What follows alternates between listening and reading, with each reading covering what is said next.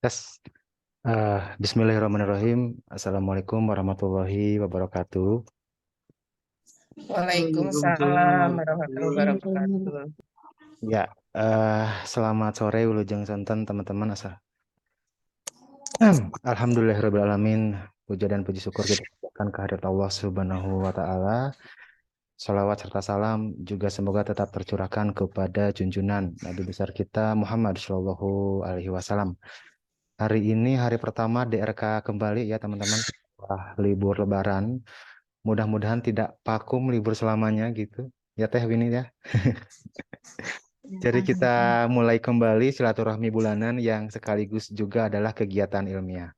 Teman-teman, yang akan kita bahas hari ini adalah tentang VIP Score yang akan nanti difasilitasi penyampaiannya oleh Teh Venida Eskapnes dan Teh Trinara Eskapnes gitu ya. Kemudian ada saya dan Teh Winnie yang nanti bakal memandu acara kita sore hari ini sampai dengan selesai. Kemudian di tengah-tengah kita juga ada teman-teman dari pelatihan ICU komprehensif kalau nggak salah. Selamat datang. Sebagai informasi bahwa ini adalah kegiatan ilmiah yang kita lakukan 2 kali dalam sebulan. Semoga bermanfaat dan membawa inspirasi begitu ya.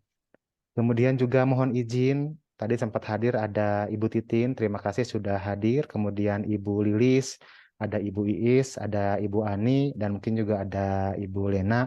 Hatur nuhun telah menyempatkan untuk hadir di forum kita pada sore hari ini.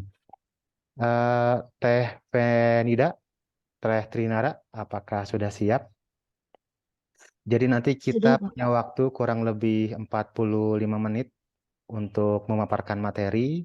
Kemudian dilanjutkan ada sesi tanya jawab yang nanti mungkin akan dipandu sama Teh Winnie begitu. Kalau sudah siap, barangkali boleh langsung ditayangkan PPT-nya begitu Teh.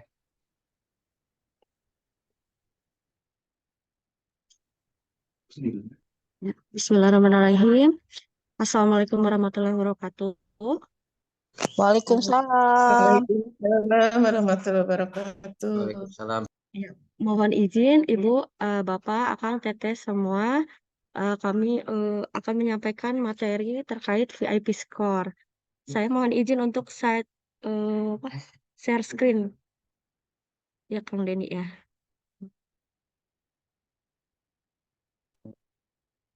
Udah Teh, mangga Teh.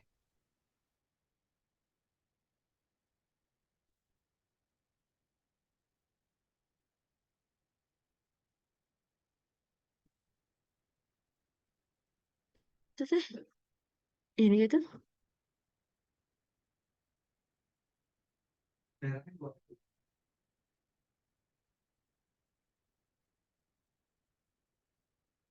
Punten, apakah sudah terlihat? Sudah. Sudah Teh. Bismillahirrahmanirrahim. Dimulai saja Akang Teteh, Bapak Ibu, karena sudah menunjukkan pukul 16 lebih ya. Eh, Diskusi refleksi kasus kali ini yaitu terkait pemantauan akses intravena dengan visual infusion phlebitis atau VIP score. Untuk latar belakangnya, akses intravena merupakan prosedur invasif yang paling sering kita lakukan pada pasien di rawat inap. Prosedur ini bertujuan untuk mempertahankan keseimbangan cairan dan elektrolit, memberikan transfusi darah dan produk darah, memberikan nutrisi parenteral, serta memberikan terapi obat-obatan, serta kemoterapi melalui intravena kepada pasien. Nah, untuk diabetes merupakan komplikasi yang paling sering terjadi akibat dari terapi intravena yang bisa ditandai dengan adanya pembekakan, kemerahan, infiltrasi atau kebocoran cairan dari vena, demam, nyeri, infeksi kulit lokal, dan infeksi pada aliran darah. Berdasarkan laporan kinerja tahunan di RSHS tahun 2020, eh, untuk laporannya itu masuk memenuhi standar yaitu 0,046% yang ditetapkan, yaitu kurang dari 5%. Nah, terdapat 20 kasus plebitis dari 43.524 pasien yang terpasang kateter intravena. Nah, capaian tahun 2020 ini lebih baik dari tahun sebelumnya, tahun 2019. Lalu untuk tujuan pembahasan pada kali ini, yang pertama, memberikan informasi khususnya perawat terkait efektivitas pemantauan VIP score dalam pencegahan terjadinya plebitis di rumah sakit berdasarkan studi literatur. Yang kedua, memberikan informasi khususnya perawat terkait SOP pemantauan VIP score yang sudah ada di RHSAS sebagai bentuk pencegahan plebitis. Lalu yang ketiga, memberikan informasi khususnya perawat dalam penanganan dan perawatan jika terjadi plebitis pada pasien.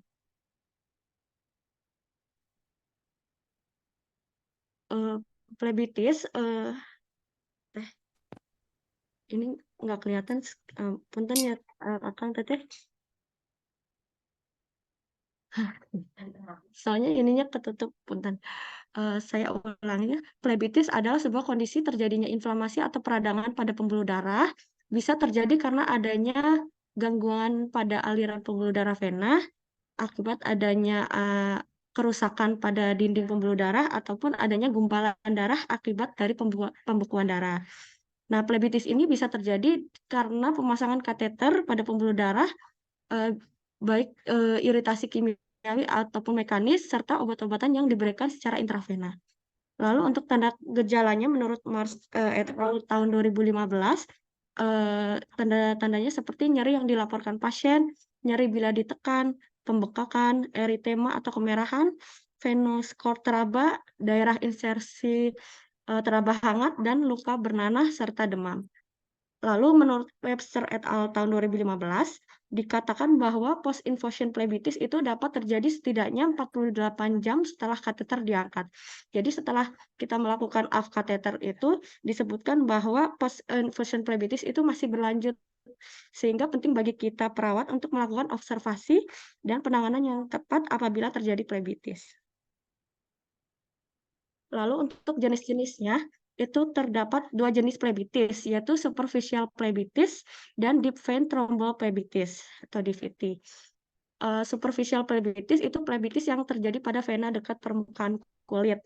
Umumnya kondisi ini bukan merupakan kondisi yang berat dan dapat kembali normal dengan penanganan yang tepat. Lalu untuk DVT atau deep vein thromboplebitis ini terjadi pada pembuluh darah yang lebih besar dan lebih dalam, seperti contohnya pada vena pada di kaki.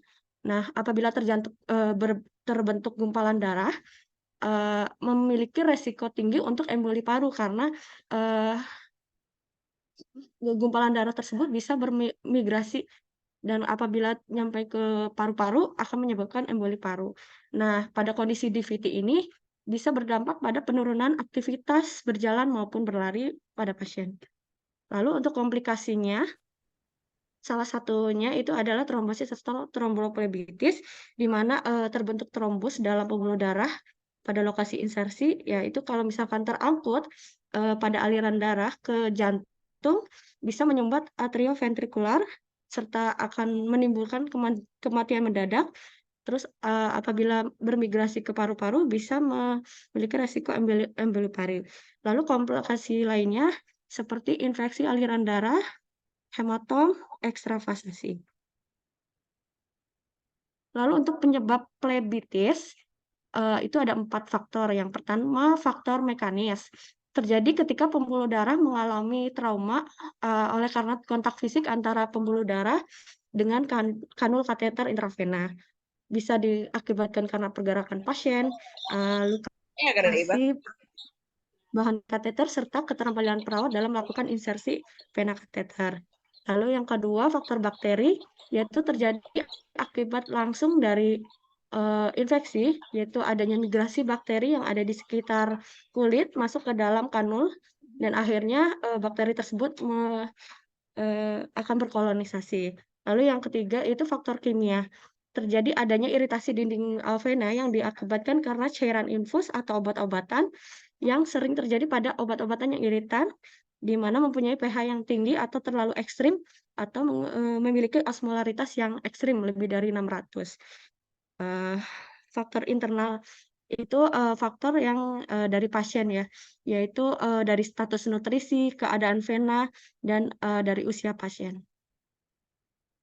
Lalu untuk pencegahan plebitis, kalau untuk dari faktor mekanis, kita bisa melakukan pemilihan ukuran kanul atau OA boket harus disesuaikan dengan ukuran vena yang ada pada pasien sesuai usia.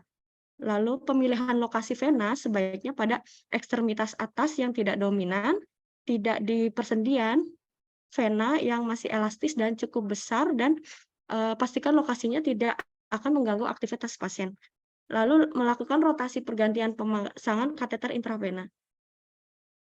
Selanjutnya faktor bakteri, kita bisa menerapkan hand hygiene, menjaga kebersihan tangan, menggunakan teknik aseptik saat pemasangan kanul intravena, menggunakan preparasi kulit dengan chlorhexidine 2% atau alkohol 70%. Lalu melakukan observasi dan pemantauan yang ketat pada daerah insersi intravena, salah satunya dengan VIP score. Lalu selanjutnya melakukan perawatan di daerah insersi intravena. Lalu selanjutnya dari faktor kimia, ya kita upayakan pemberian obat-obatan itu mempunyai pH yang ekstrim atau osmolaritas negatif, itu menggunakan kateter vena sentral, jangan menggunakan kateter vena perifer. Lalu dilakukan pengenceran terlebih dahulu untuk obat-obatan yang pekat. Ini mungkin akan Bapak Ibu semua sudah pernah lihat poster terkait VIP score yang ada di EMR. Nah, ini sebagai pengingat kita ya terkait VIP score. Jadi VIP score itu adalah instrumen untuk menilai dan mengidentifikasi tanda dan gejala plebitis pada pasien yang terpasang kateter intravena perifer. Nah, di sini ada 5 skala, 0 sampai 5. Masing-masing ini dari skala 0 ini tidak ada tanda plebitis. Nah, di sini ada instruksinya. Tidak ada tanda plebitis, instruksinya observasi kembali kateter intravena minimal 1 kali setiap shift. Lalu skala 1, jika terjadi 1 di antara tanda berikut. Yang pertama, nyeri di area penusukan, atau 2, adanya kemerahan di area penusukan. Nah, instruksinya observasi kembali kateter intravena minimal 1 kali setiap shift. Skala 2, jika terjadi 2 di antara tanda berikut. Misalkan ada nyeri, ada kemerahan, atau ada pembengkakan. Nah, instruksinya lepas atau pindahkan kateter intravena. Lalu yang ketiga, jika terdapat tanda berikut, ada nyeri, ada kemerahan, ada pembengkakan atau indurasi, maka kita lakukan lepas pindahkan kateter intravena dan pertimbangkan penanganan plebitis. Lalu yang keempat, jika terdapat tanda berikut, 1 nyeri di sepanjang kanul, 2 adanya kemerahan di area penusukan, 3 pembengkakan atau indurasi, 4 pembuluh darah atau venoskort terabah, instruksinya kita lepas atau pindahkan kateter dan pertimbangan penanganan plebitis. Dan yang terakhir, yang kelima, jika terdapat tanda berikut, 1 ada nyeri, adanya kemerahan, pembengkakan, dan pembuluh darah atau venoskort-nya terabah, serta disertai demam, instruksinya masih sama, lepas atau pindahkan kateter intravena dan lakukan penanganan plebitis. Nah, untuk penanganan plebitis ini bisa kita lakukan sesuai dengan evidence based kita yang bisa kita lakukan secara mandiri atau kolaborasi dengan dokter. Seperti misalkan demam, kita laporkan ke dokter untuk pemberian antipiretik. Lalu berdasarkan hasil analisis jurnal terkait efektivitas efektivitas dari VIP score untuk mencegah resiko kejadian plebitis itu diantaranya yang menurut Sangputa tahun 2019 itu instrumen ini memiliki penilaian yang spesifik dan dilengkapi dengan skala numerik sehingga memudahkan kita biar cepat, tepat, dan bisa dilakukan oleh setiap tenaga kesehatan, termasuk perawat. Lalu menurut Narmawan dan kawan-kawan tahun 2018 dan Bahwani Namrata tahun 2021, penggunaan instrumen ini dikatakan dapat menghemat biaya perawatan, lama perawatan, meningkatkan kenyamanan pasien karena dapat mengurangi jumlah tusukan pada pasien, serta menurunkan beban kerja perawat. Lalu menurut Luli dan kawan-kawan tahun 2021, menyatakan di mana kateter vena perifer ini harus ditinjau setiap hari karena kejadian plebitis dapat dipengaruhi oleh berbagai faktor. Lalu menurut Mandel dan Ragu tahun 2019, VIP score ini harus diterapkan dengan menunjukkan gejala plebitis dan memasuki grade 2, memang harus segera diganti tanpa perlu menunggu waktu seperti 48 sampai 72 jam, harus segera diganti. Jadi, efektif untuk mencegah resiko kejadian plebitis lebih lanjut. Selanjutnya akan disampaikan oleh Tefenida terkait penerapan pemantauan VIP score di RSHS. Mangga Tefenida. Assalamualaikum warahmatullahi wabarakatuh. Saya akan melanjutkan presentasi dari Tehnara mengenai bagaimana penerapan pemantauan VIP score di RSHS.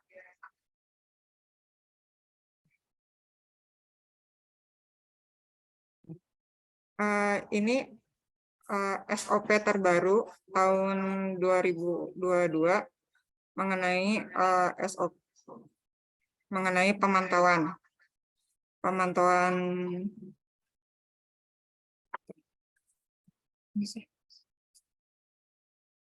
mengenai VIP score, pemantauan akses intravena perifer. Bisa dibuka di arsip RSHS. Selanjutnya,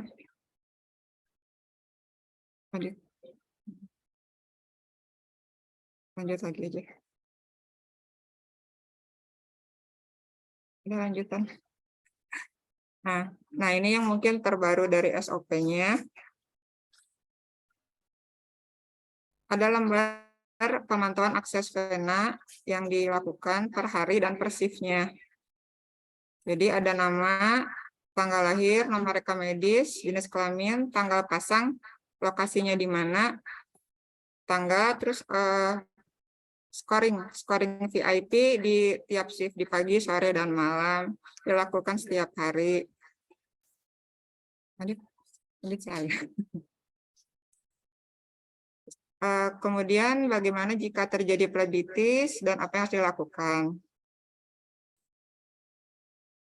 Pertama, kalau plebitis sudah pasti harus dilepas IV pad-nya, kemudian dilakukan penanganan plebitis. Jangan lupa melaporkannya di IRS di mutu.rshs.or.id. Terus lanjut. Nah, penanganan pada pasien jika terjadi plebitis. Menurut Wiharni 2020, penanganan pengobatan pada kasus terjadinya plebitis diantaranya yaitu memberikan kompres hangat pada area yang sakit, memakai stocking kompresi, untuk yang di VT mungkin ya kalau yang ini, pemberian obat anti radang untuk pengendalian gejala, pemberian analgetik seperti ibuprofen, pemberian salep pereda nyeri pada area kulit yang sakit, pemberian antibiotik jika memang ditemukan tanda-tanda infeksi. Pada kondisi DVT, diberikan obat antikoagulasi darah untuk mengurangi resiko emboli paru.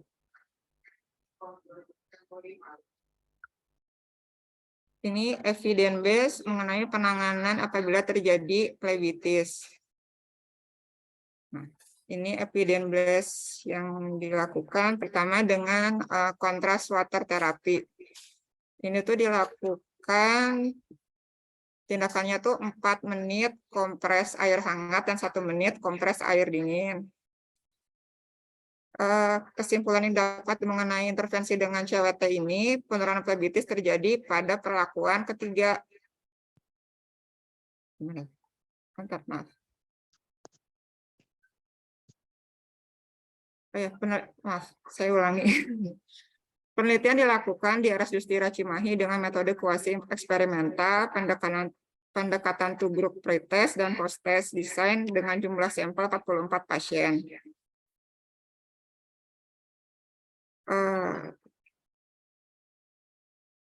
Dan simpulan yang didapatnya pada kelompok intervensi CWT, penurunan plebitis terjadi pada perlakuan ketiga, sedangkan pada kelompok kontrol dengan intervensi kompres dingin terjadi penurunan derajat plebitis pada perlakuan kelima.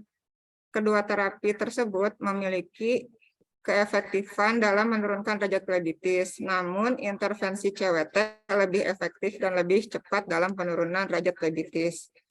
Kemudian yang kedua mengenai kompres dengan NaCl.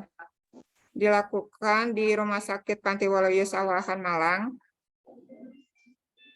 Dengan populasi dalam penelitian ini adalah semua pasien yang mengalami tanda plebitis yang dirawat di RS Pantiwaloyo sebanyak 49 pasien. Besar sampel sebanyak 44 pasien dan dengan teknik proporsional random sampling. Intervensi kompres normal salin 0,9% dilakukan pada pasien selama 2 hari. Untuk setiap harinya dilakukan kompres 3 kali dalam 1 kali kompres selama 30 menit. Kesimpulan yang didapat,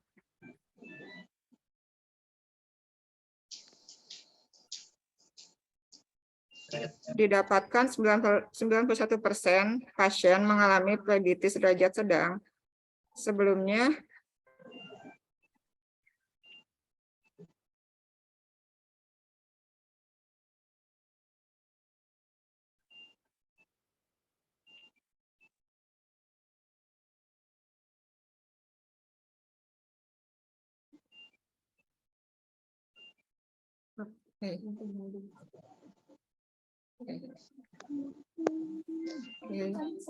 melanjutkan. Kesimpulan yang didapat, 91% pasien mengalami plebitis derajat sedang sebelum dilakukan kompres dan sebanyak 82% mengalami perubahan tidak tampak plebitis setelah dilakukan kompres. Artinya tidak ada pengaruh kompres normal salin terhadap plebitis.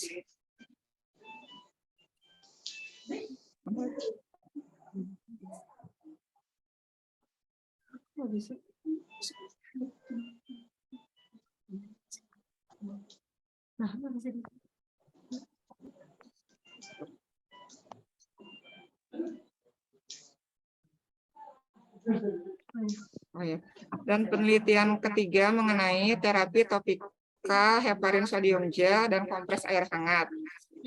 Penelitian ini menggunakan metode kuantitatif dengan desain penelitian observasi dengan populasi, yaitu seluruh pasien anak yang mengalami plebitis di ruang bedah anak. Dengan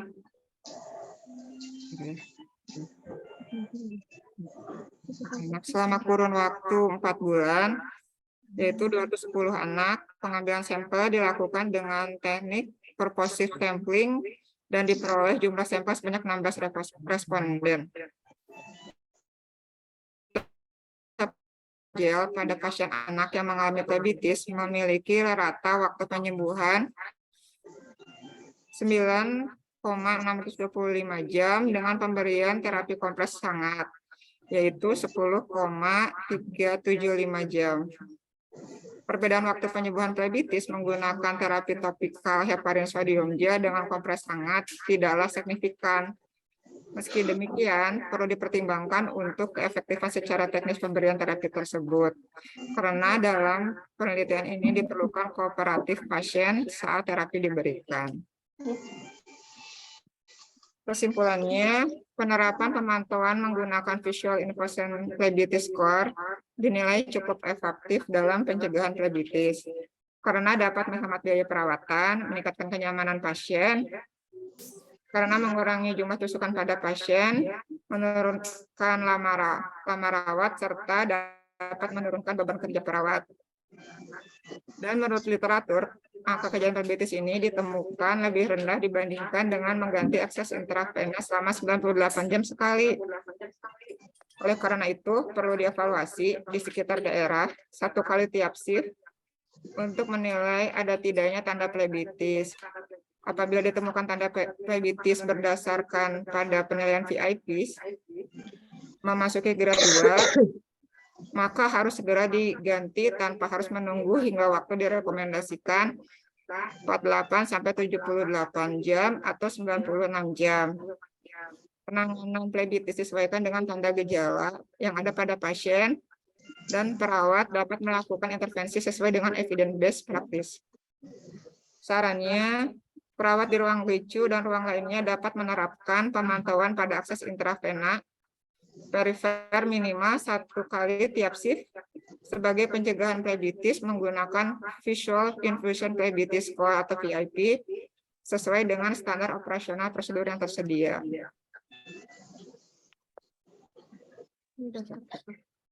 Ya, terima kasih.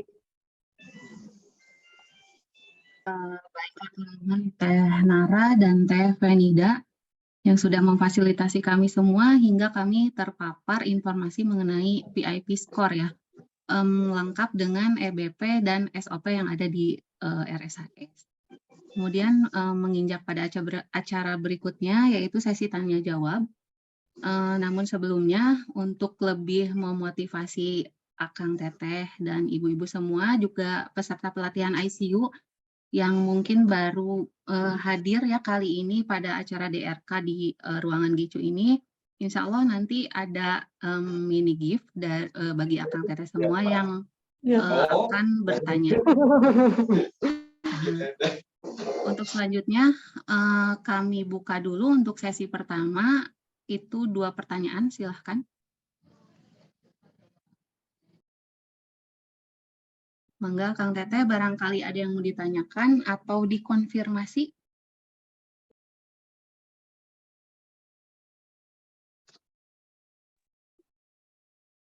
Teh Win sepertinya Mengingatkan sudah ada kembali, di kolom chat, ya Teh kan? Win. Di Oh, kolom ya. komentar sepertinya sudah ada Betul. 1 pertanyaan, Ada Teh Teh Win. Rere ya Kang ya. Iya. Ya, Assalamualaikum. Izin bertanya, mengapa skor VIP 2 dan 3 masih perlu dipertimbangkan untuk penanganan phlebitis? Tidak langsung dilakukan penanganan saja seperti skor 4. Lalu kemudian, apa saja yang perlu dipertimbangkan untuk kita dalam menangani phlebitis? Terima kasih. Jadi ada 2 pertanyaan ya sebetulnya. Mangga Teh Nara ataupun Teh Venida yang akan menjawab pertanyaan dari Teh Rere.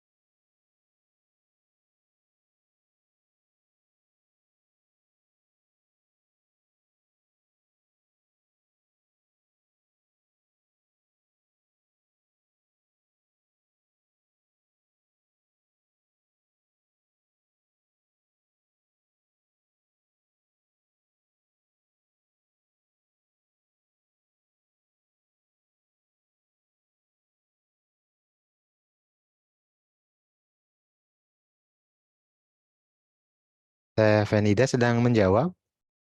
Mic-nya belum dibuka, Teh Veni.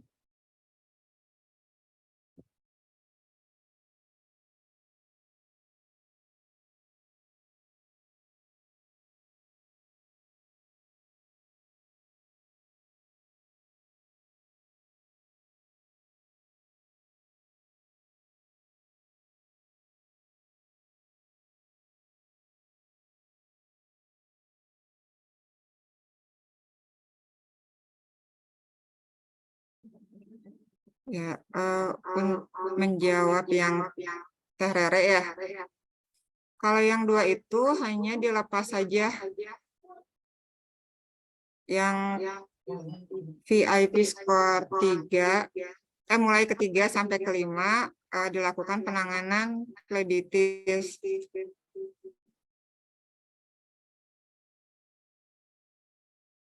Karena kan udah ada tanaman perlu penanganan ataupun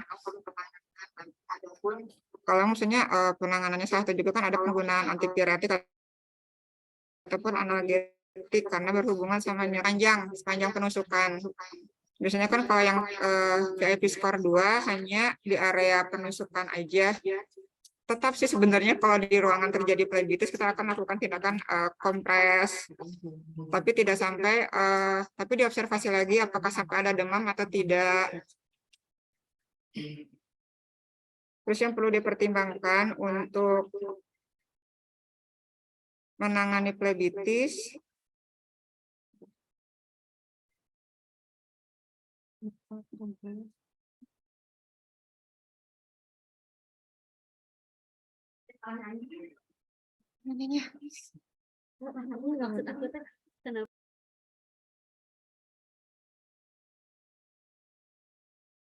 Teh Nara, Mangga, bebas ngobrol aja teh, santai. ya ini lagi ngobrol sama yang nanyanya.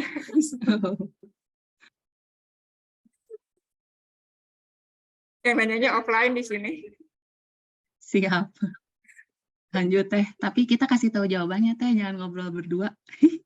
Jadi tadi itu kalian salah nanya, kenapa kalau yang di skor 3 dan 4 langsung dipertimbangkan, kalau yang tidak seperti yang 5 kalau udah pastikan di. Jadi sebenarnya sih semua juga ditangani ya kalau dari VIP skor 2 karena udah pasti harus dilepas. Jadi saat dilakukan penilaian VIP skor 2 itu udah pasti dipindahkan, dilepas, maaf, IV kateternya pasti dilepas dan dilakukan kompres. Tapi lihat lagi, memang tadi penilaiannya plebitisnya ini di skor berapa, karena kan berhubungan dengan kenyamanan pasien. Apalagi kalau misalnya VIP skor 5 udah ada demam, terus vena cordnya juga teraba. Kalau demam kan udah pasti kita butuh antipiretik ya, selain hanya kompres gitu. Terus apa saja perlu dipertimbangkan untuk penangani plebitis? Mama masih ada beli bola apa, Mama? Mama ada bola. Yang dipertimbangkan apa ya?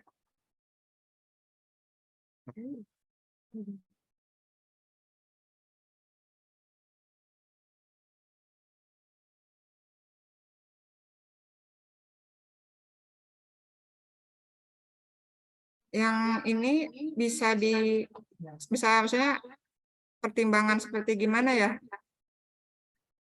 Rere punten bisa dikonfirmasi teh. Ya, punten. Assalamualaikum. Ya, waalaikumsalam. Ya, kalau yang skor 3 dan 4 itu kan cuman dilepas, dipindahkan kateter yang baru, pasang yang baru. Terus pertimbangkan penanganan plebitis. Maksudnya kenapa cuma dipertimbangkan gitu, enggak langsung di penanganan aja. Enggak ada pembengkakan. Terus yang sudah ada pembuluh dan apa tadi tuh? Baca.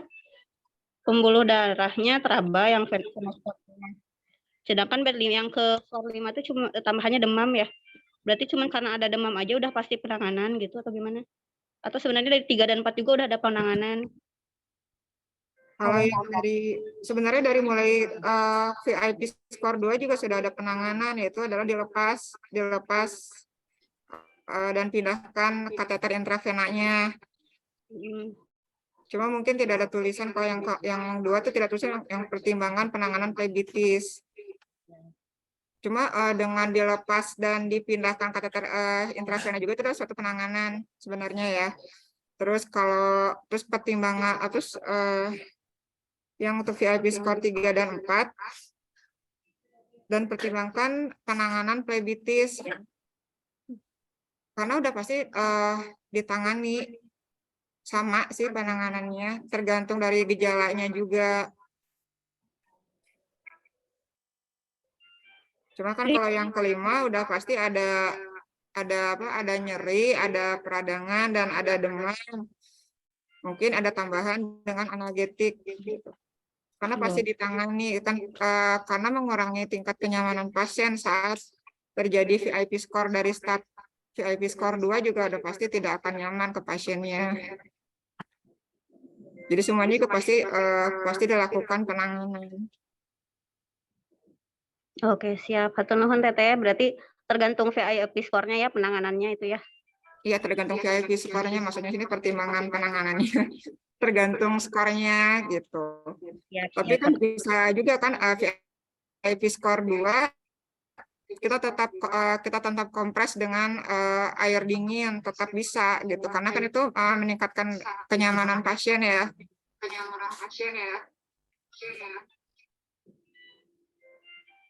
Oke, hatur nuhun Teteh. Lanjut TP ke poin yang kedua. Pertimbangan apa saja untuk menangani kondisi plebitis teh?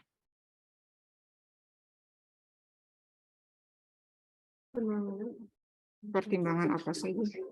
Pertimbangan dari sisi apa, Punten, Terere, lebih diperjelas Pertimbangannya mungkin ya? gimana maksudnya? Saya nggak ngerti, saya belum ngeh. Enggak, itu tadi kan karena ada kata-kata pertimbangan penanganan plebitis, jadi bingung gitu, apa aja yang dipertimbangkan untuk menangani plebitis itu. Tapi dari tadi penjelasan Teh Fenida berarti kan sesuai VIP skornya, kayak kalau misalnya pembengkakan dikompres gitu. Terus ada yang kalau sampai demam dapat antipiretik gitu kan, berarti berdasarkan VIP skornya aja ya pertimbangan penanganannya gitu. Iya, sesuai dengan tanda dan gejala yang ada, yang dilihat dari VIP skor ini. Oke, cukup jelas Terere. Alhamdulillah jelas, hatur nuhun. Ya, berarti mungkin kalau disimpulkan bahwa skor 3 dan 4 ini untuk intervensinya itu adalah ada kata-kata pertimbangkan untuk penanganan plebitis. Jadi ibaratnya karena ini tandanya semakin banyak, gejalanya semakin banyak, artinya kita harus lebih aware nih. Wah, ini kemungkinan ke arah plebitisnya lebih besar gitu. Makanya pertimbangkan. Ya kita curiga ibaratnya kalau ini tuh ke arah terjadinya plebitis, sehingga sebetulnya tadi ada juga kan hasil evidence base yang TV kemukakan, entah itu beberapa sih yang ini di dalam negeri semua ya, karena kalau lihat di sini ada kelompok kontrol dan kelompok intervensi juga. Nah itu yang kelompok kontrol juga ada penanganan seperti perlakuan kompres yang mungkin di saat kita di saat poin 3 dan 4 itu muncul di salah seorang pasien, pertimbangkan, oh ya udah ini udah mengarah ke plebitis, berarti hal yang tadi di EBP kan bisa dikerjain, mungkin seperti itu ya Teh? Mohon tadi khususnya tadi yang CWT, mungkin kita belum pernah nyobain, siapa tahu bisa dilakukan di sini. Intervensinya memang tidak sebetulnya, dan ini penelitian juga dilakukan yang 3 ini semuanya di Indonesia, malah salah satunya ada di Dustira ya Teh ya, Cimahi. Iya. Gitu. Bagaimana untuk teman-teman Akang Teteh yang lain, adakah yang masih perlu dikonfirmasi? Ini kolom chatnya masih sepi.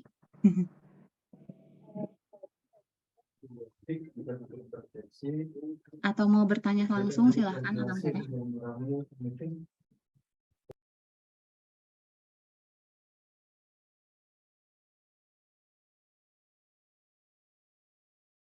Mengingatkan kembali, barangkali ada yang belum absensi, itu linknya sudah ada di kolom chat.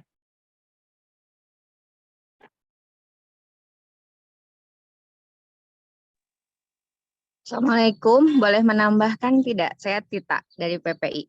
Oh ya, Teteh, mangga. Oke, baik.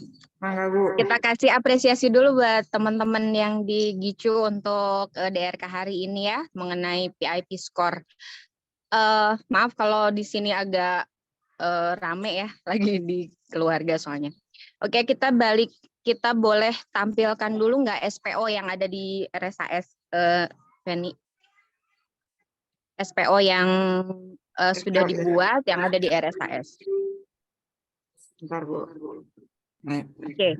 Nah, mungkin diskusinya bisa dari SPO karena kan kita semua tindakan itu berdasarkan dari SPO ya. Jadi kita lihat di SPO itu apa saja kita kritisi yang akan jadi bahan diskusi seperti itu. Kita lihat ke langkahnya saja, Lanjut. Kalau ini tentang pemantauan ya? Iya. Hanya Iya. pemantauannya saja. Iya, Bu. Karena yang berhubungan dengan VIP score adalah SOP tentang SPO tentang pemantauan akses intravena. Tidak. Nilai 2 dari adanya eritema pembengkakan. Lanjut untuk yang skor 2. Oke. Di skor 2 itu penanganan selanjutnya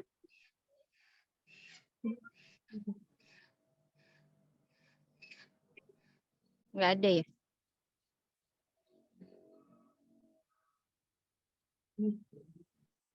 Rekomendasi.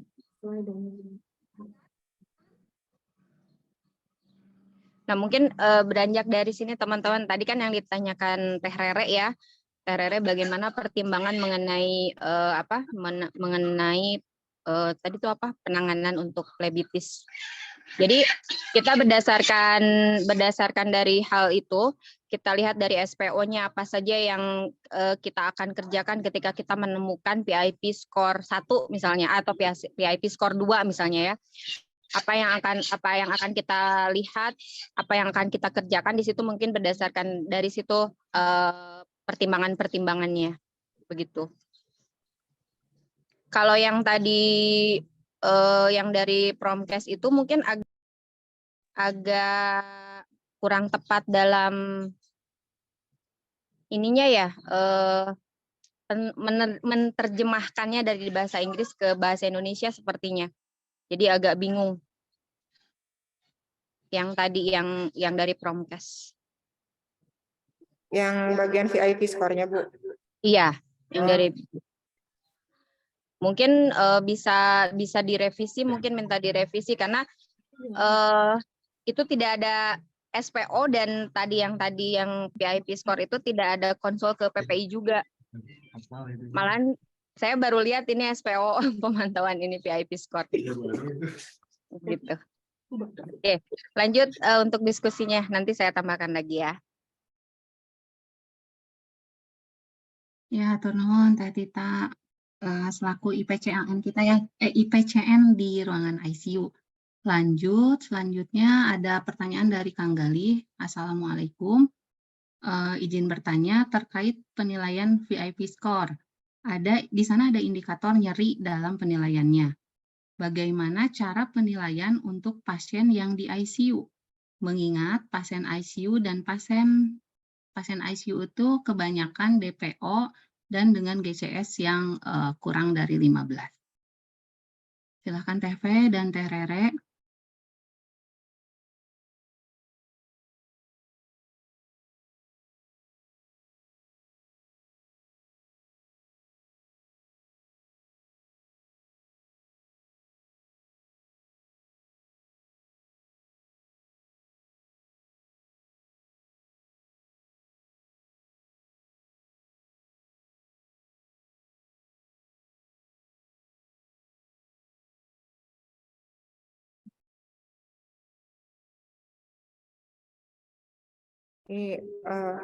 Waalaikumsalam, menjawab dulu pertanyaan dari Kang Wahyu. Mau yang Kang Wahyu dulu Teh? Dokumentasi pemantauan VIP score khususnya di setting ICU apakah di flowchart? Pemantauan VIP score itu tadi dari SPO sih ada lembar tersendiri kan? Mungkin bisa ditunjukkan ulang Teh V. Yang tadi ya formnya. Form harian pemantauan.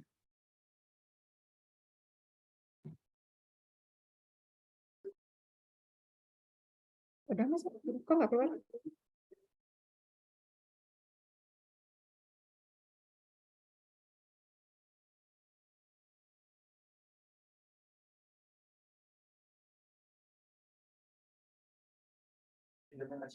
Oh ya, punten sebentar. Masih belum bisa keluar formulirnya. Stop share masuk lagi ya.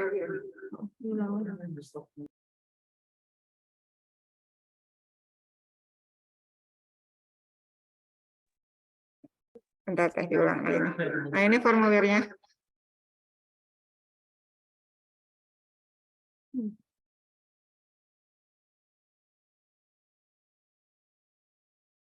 Jadi formulir pemantauannya terpisah dari flowchart, disimpannya mungkin di rekam medis.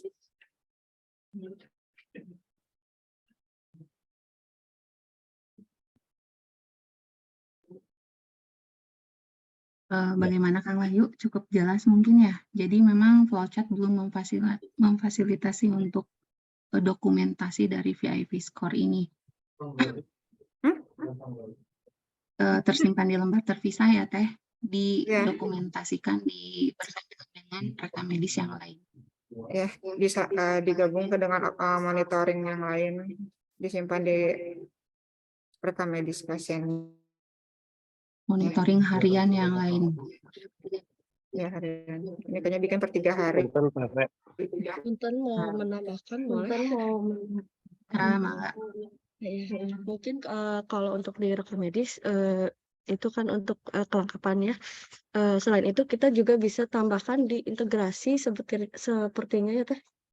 Jadi bisa kita laporkan ke shift berikutnya gitu. Dilampirkan di data objektif dokumentasi kita ya. Iya betul Teh. Ya. Terima kasih. Karena memang tadi juga pemantauan dilakukan sebaiknya per shift ya. Betul Teh. Baik, sudah cukup Kang Wahyu. Kemudian yang tadi Kang Gali ya, kendalanya kita kalau mau menilai indikator nyeri itu karena pasiennya yang DPO dan diberi analgetik. Kalau pasiennya DPO dan diberikan analgetik, kita tidak bisa menilai nyerinya. Yang pasti kita lakukan penanganan plebitisnya. Dari kalau kemerahan kita kompres sesuai dengan evidence base, terus memberikan antipiretik bila misalnya ada demam. Dilakukan penanganan sesuai yang dibutuhkan oleh pasien sesuai dengan VIP score. Tapi untuk cara penilaiannya untuk pasien DPO sulit untuk dikaji. Kalau memang khusus pesannya nyerinya memang di area plebitis gitu.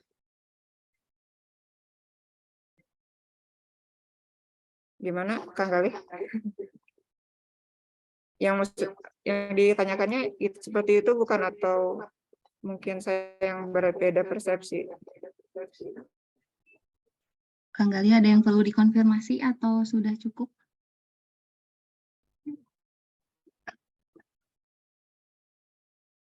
Iya, siap hatur nuhun cekap suarna Teh. Baik Akang Teteh, Ibu Bapak barangkali ada hal lain yang perlu dikonfirmasi, silahkan. Atau mungkin dari Bu Lilis, Bu Iis, Bu Ani, ataupun Teh Rita dari IPCN barangkali ada yang perlu ditambahkan.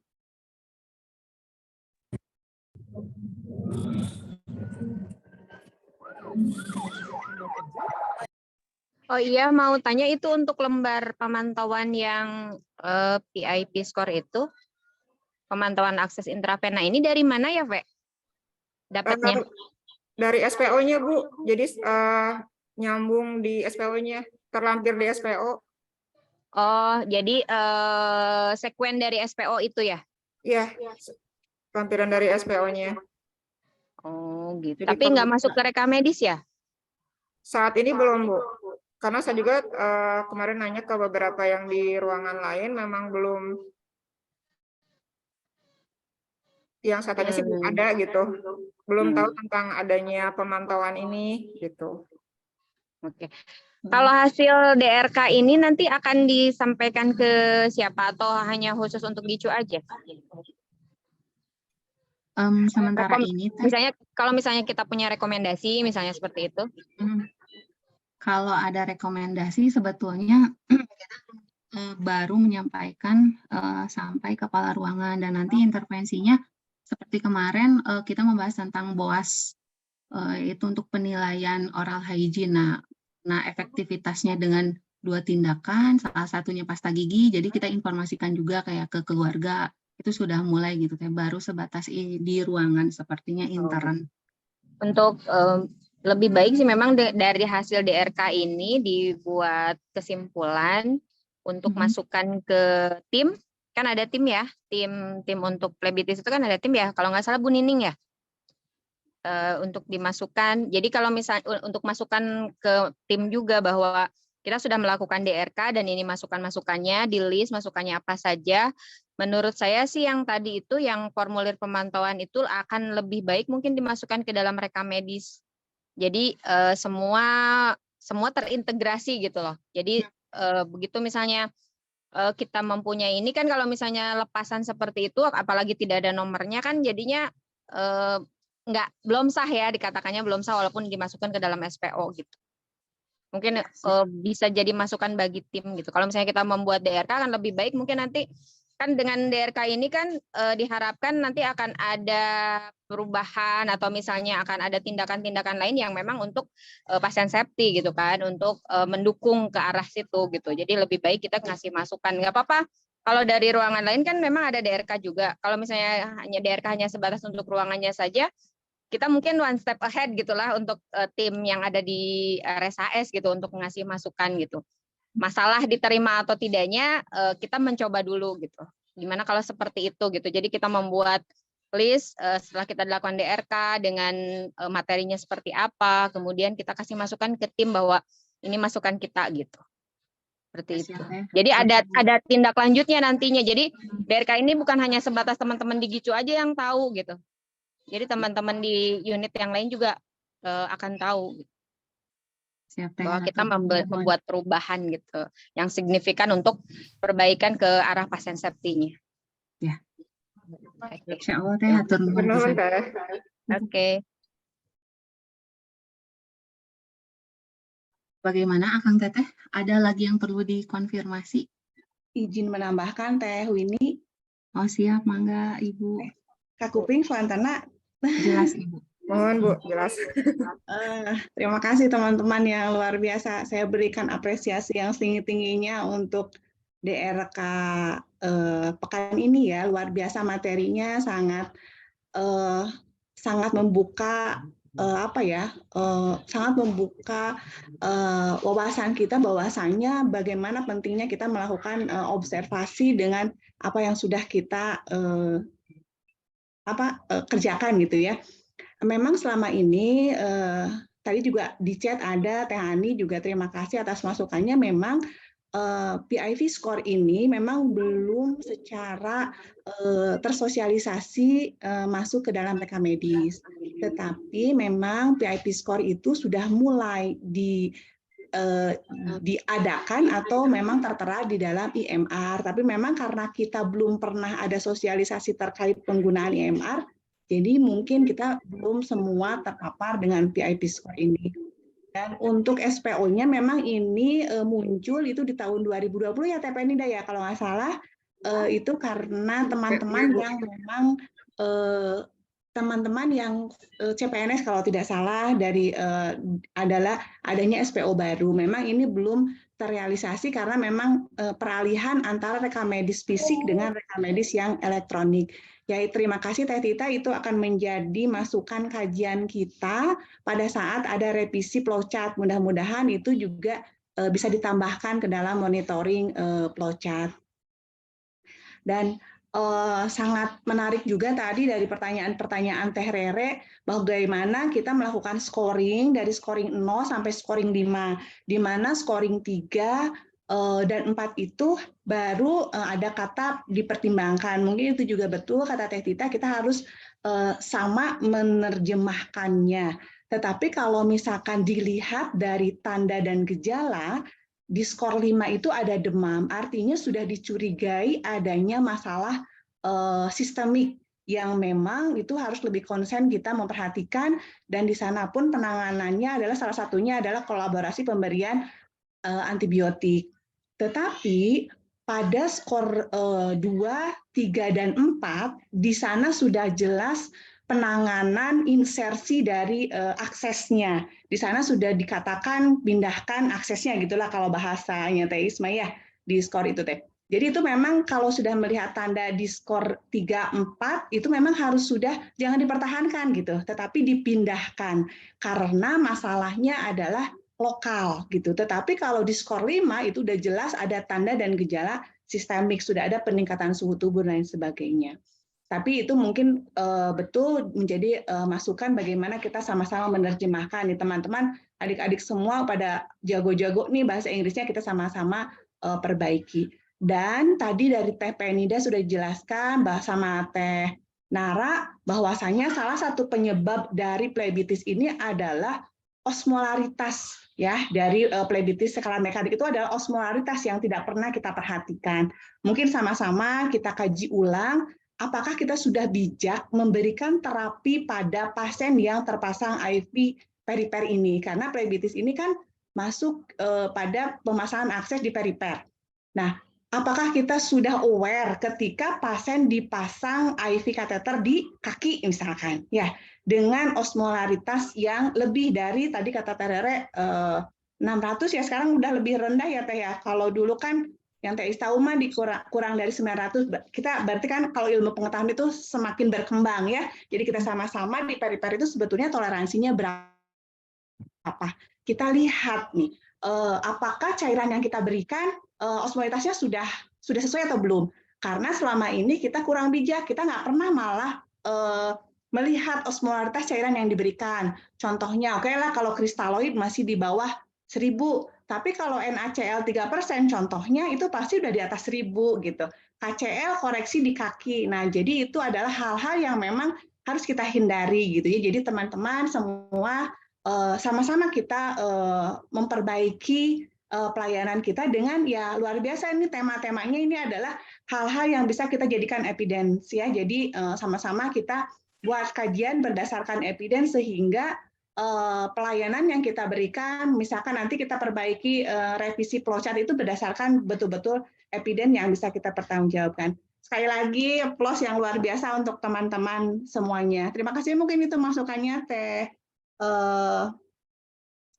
Winnie ya dan mungkin diperhatikan juga tadi kan salah satu dampak atau komplikasi terbesar dari plebitis itu adalah adanya DVT ya yang mana kalau sudah DVT PR-nya juga akan lebih banyak gitu. Jadi tolong teman-teman ketika melihat akses IV yang tidak tepat di ekstremitas bagian bawah atau di pena-pena yang memang kecil dengan pemberian osmolaritas obat-obatan yang koreksi kah, inotropika atau lain sebagainya, tolong kita lebih aware karena kita mudahlah akses untuk kolaborasi pemasangan akses sentral. Terima kasih teman-teman, mohon maaf kalau misalnya ada kurang berkenan, kita sama-sama bertumbuh dan belajar lebih baik lagi. Terima kasih. Assalamualaikum warahmatullahi wabarakatuh.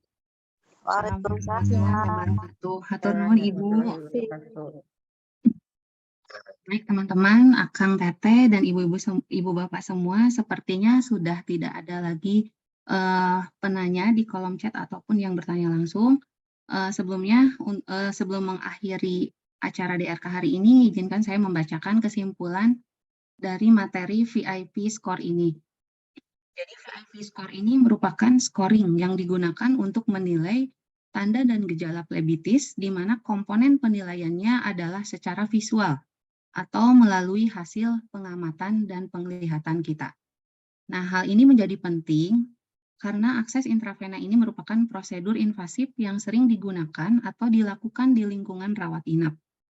Dan VIP score ini dinilai efektif dalam pencegahan terjadinya plebitis, seperti yang telah dijelaskan dalam beberapa penelitian di tahun 2019 dan 2021 yang tadi ditayangkan oleh tim.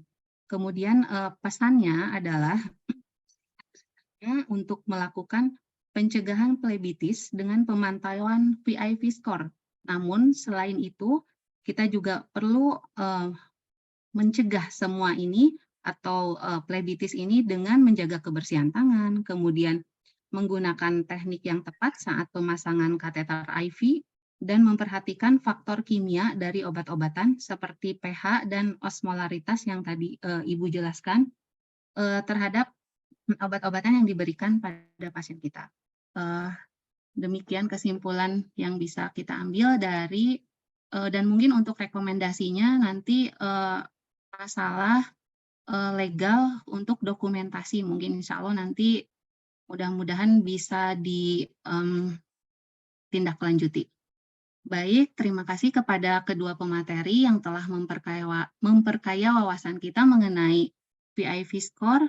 Mudah-mudahan materi yang sudah disampaikan bermanfaat dan membuat kita semua tergerak untuk melakukan praktik yang lebih safety lagi untuk pasien-pasien kita berdasarkan evidence-based practice dan SOP yang sudah ada. Baiklah, Bapak, Ibu, Akang, dan Teteh yang berbahagia, rangkaian acara siang klinik atau DRK GICU hari ini sudah terlaksana. Terima kasih atas kehadirannya. Kita akhiri dengan bacaan hamdalah bersama-sama. Alhamdulillahirabbil alamin. Saya dan Kang Denny mohon undur diri. Mohon maaf segala hilaf. Barakallahu fikum. Wassalamualaikum warahmatullahi wabarakatuh. Hatur